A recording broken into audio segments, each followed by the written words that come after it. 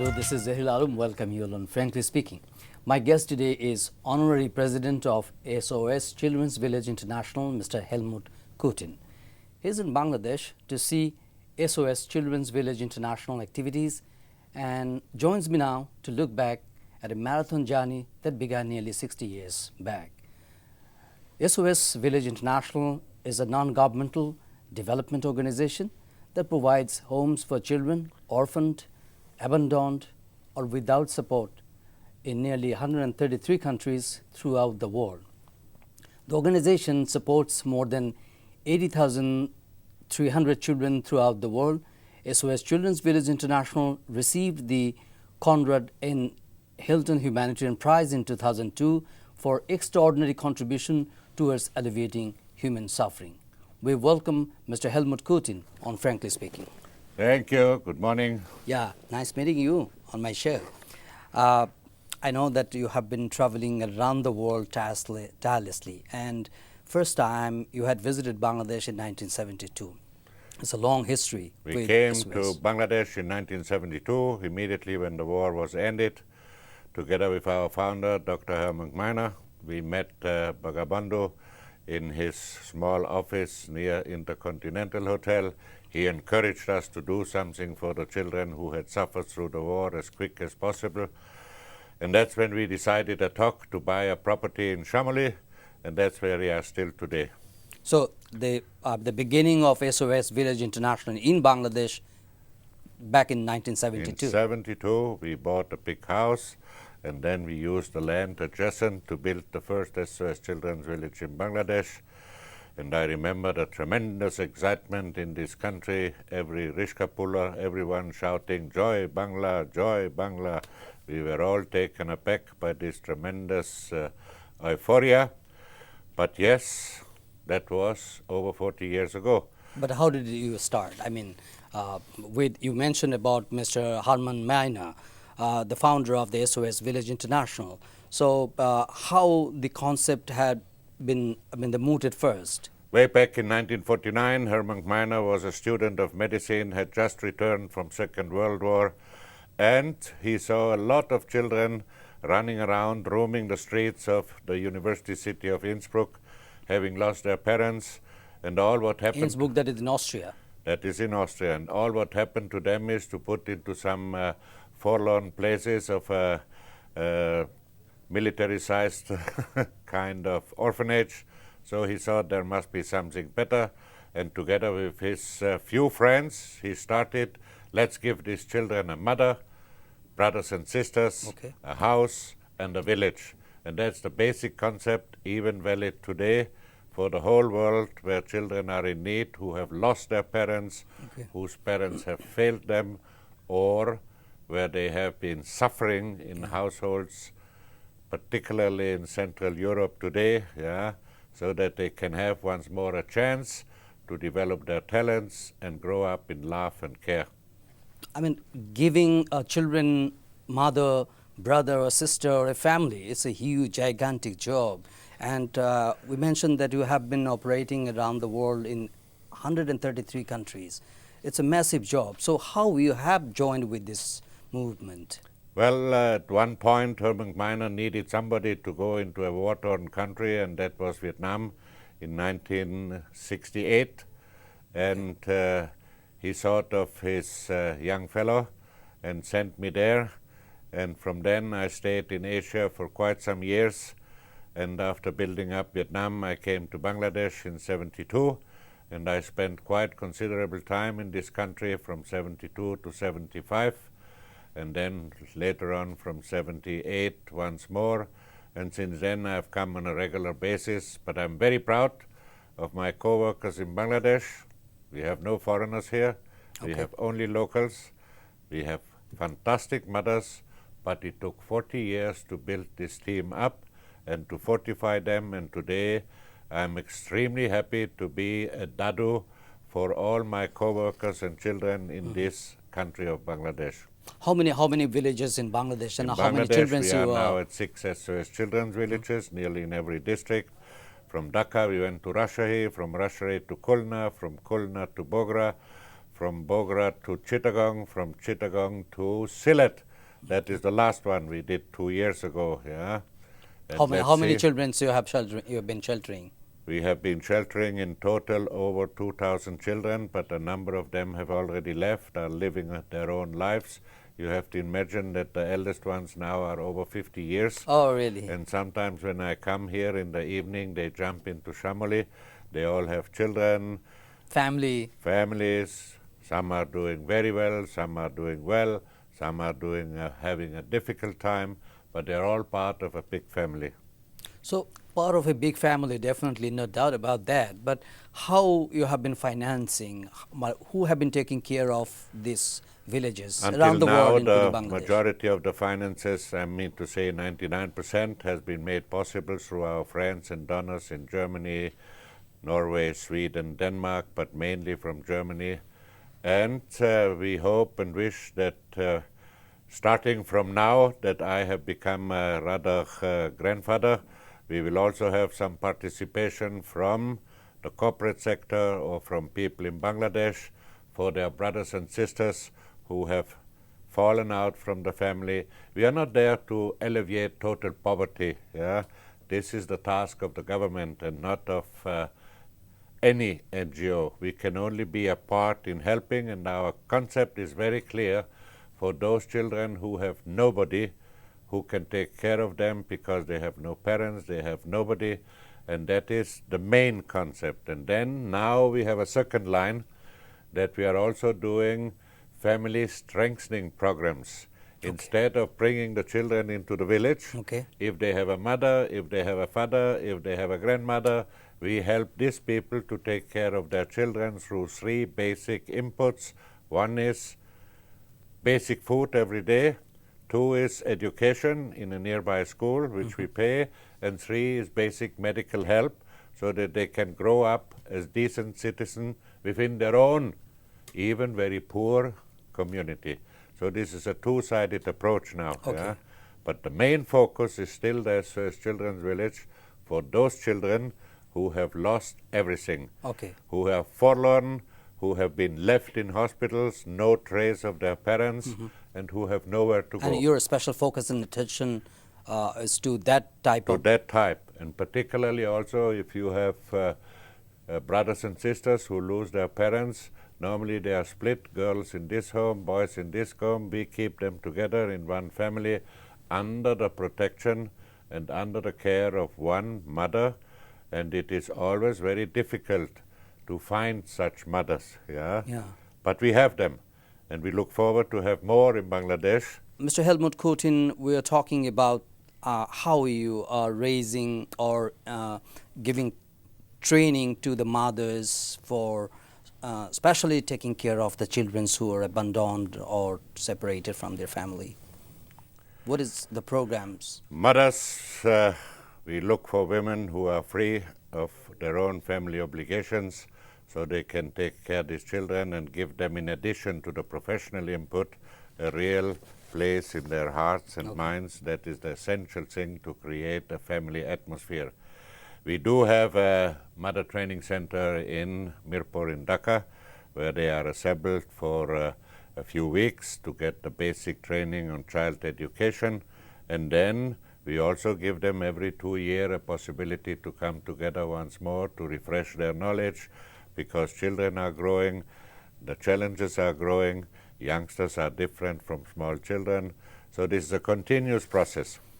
At the very inception, it was very difficult to find mothers in Bangladesh because it took some time, yeah. But then, with the establishment of the second village in Rajshahi, we found a very outstanding Bengali woman. She had died in the meantime. She did a brilliant job because she understood the concept, she understood the input, and she worked with these mothers. And this is when we started to have successful recruitment of mothers. But in today's world, particularly in the capital of Dhaka, who wants to work 24 hours except somebody from TV here? So they all want to have some free time. So at times it's a little difficult. But we are finding these women. We need to encourage them. We need to support them. We need to help them. And this is being done by our people in Bangladesh. The National Director of SOS Children's Villages Bangladesh is now 32 years with me, which is a long time. And they have Outstanding all service. come up, and his assistant has grown. He himself was brought up in SOS Children's Village, Rajshahi. He completed his medical studies. Then we sent him to Australia for a master's degree. Oh, great. And when he came back, he started with another organization to gain some experience. And today he is the assistant national director, and we are very proud also of his achievements, but all together form a very important group of people who stand on the side of these children. I see that you have established a very deep connection with Bangladesh. Since 1972, Definitely. we have been Definitely. working relentlessly for Bangladesh, not only for Bangladesh, but all over the world. But it was a special country. That's correct. It was a special country for you. So in terms of, I mean, extending support to the children, to the mothers, do you see significant changes in the mind frame, in the landscape of the people's mind about extending support to this kind of people I do see who are it. in real distress? I do see a tremendous change, but yes, we also have now started to tell people in Bangladesh it's time that you join the efforts of our sponsors and donors abroad, and also give a little input to your own brothers and sisters in this country. And we definitely look forward to achieve some specific help in this respect in the country, because there are always poorer countries. I mean, in May of this year, I've spent 1 month in the West Coast, from Liberia to Sierra Leone to Abidjan and Ghana. So I went through all the Ebola countries, and Allah has told the people, don't infect him, because even he might be old, we still need him. And I have returned safe and sound. So you don't have Ebola? Good. But in terms of financing, because it's a major factor, Right. the sponsors from all, especially from the European countries. Absolutely. Absolutely is from the European countries. But if you take into account the mentality, do you think that the governments in the countries like Bangladesh, who have got some special responsibility about supporting these children, and the way they're supporting, is that encouraging? Yes, I think at the very inception we received a tremendous amount of support, and we have absolutely no political duties. Affiliation. Yeah, absolutely none. Our only politics is the well-being of the children entrusted to our care, and we have always received a very positive response, particularly also the actual Prime Minister, who has visited SOS Children's Village on her own, officially, but then on her own with the family to distribute some sweets, because she also got the feeling that is something special, not something which I see in other orphanages and whatsoever. Okay. But yes, time has also come to ask the government at times for a little financial help, if it's possible. And in addition to our SOS Children's Villages in Bangladesh, we saw it as our duty to also build up some schools for our children and for the children from the neighborhood. And one has become an outstanding college. I'm not so happy about it, but this is the Herman Minor College in Mirpur, who has nearly 1,000 students, and where we entail tremendous good education to a number of youngsters. And I'm pleased to meet at times a few of the so-called alumnus who are doing brilliant in Bangladesh society. And on my next visit, I have the intention to tell them, now it's time that you start to do something for your alma mater, so that we are out of obligo. And then we have another school in Bogra, another one in Chittagong, and another one in Rajshahi, which is very small, but the main points are Dhaka, Bogra, and Chittagong. Have you made any or request any proposal to the corporates or the rich people along with or apart from the government? Not officially yet. Yeah. Because we are still registered as an international organization. So we are trying now to find friends who are willing to form a local NGO, a local one, so then they can go and ask. From time to time we have good-hearted people who come out of themselves and say, I want to do something, and they contribute very regularly. And it's a kind of motivation. They have their own motivation in memory of their father, in memory of their mother, doing very nicely. Helmut Kutin, where does your inspiration lies? Doing all this thing tirelessly, relentlessly, and for more than 60 years. The inspiration lies in each and every child who is able to stand on his or her own feet one day. The moment I can meet youngsters who have gone through our family life, who have gone through our villages, and today are successful young men and women in any of the countries, this is the main aspiration which keeps you all the time going. Yes, there are times in the evening where I have enough of everything, but in the morning, if I go down in a village and can see the small kids going to school and smiling all over the face, this is the basic inspiration.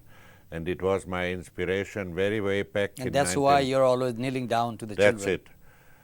That was my inspiration many years ago in '68 when I entered Vietnam with Herman Miner, and he gave me the option, you can stay or you can go home, because it's war here, I cannot stay. So when I met these children, saw their suffering, saw what they had gone through, this was the real inspiration to say, no, I've said yes to them, they have said yes to me, how can I go now? Mr. Kutin, you grew up in Austria, and I know that you have your own story about growing up in Austria. You have a story about your life and struggle. Would you share us about Without going into great details, the Second World War has killed my family more or less, and I was the youngest. So at one time I had the luck that some of my much elder cousins decided this boy has to be brought somewhere, otherwise he will be forlorn.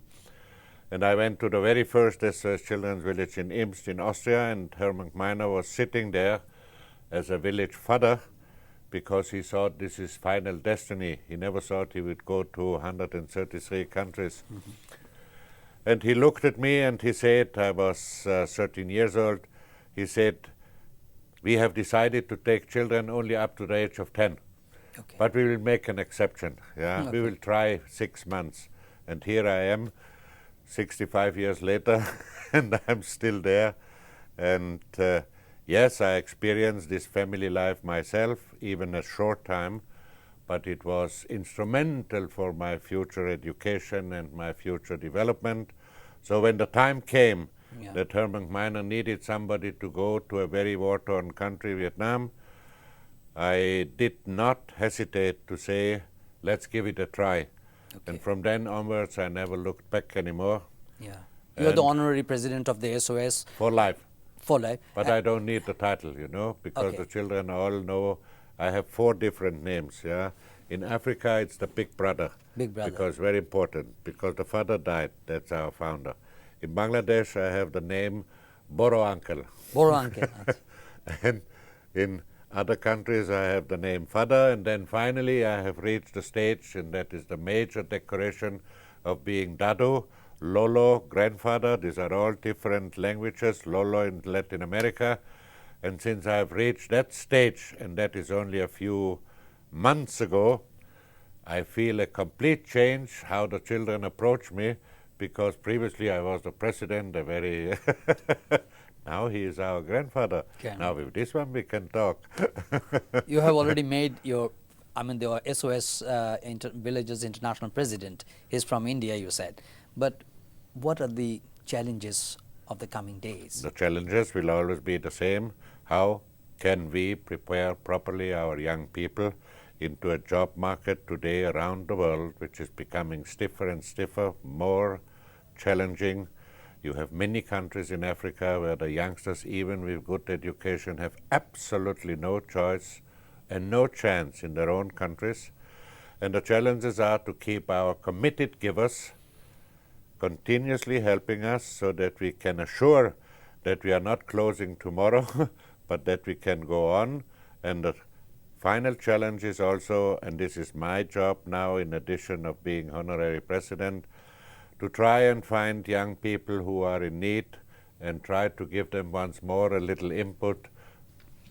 In 50% I am successful, in 50% I will not be successful because some youngsters have their own lifestyles and want to do it in their own way.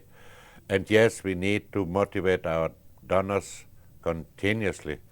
The communication in this world has become completely different in the last 40 years. Yeah? When I was here in the 70s to communicate with my headquarters in Austria, it took 3 weeks for a letter to go and another 3 weeks to come back. And if I wanted to telephone, I had to wait for 48 hours to get a connection. Today, everyone hits the button and done it is. Yeah. So it is a complete different world.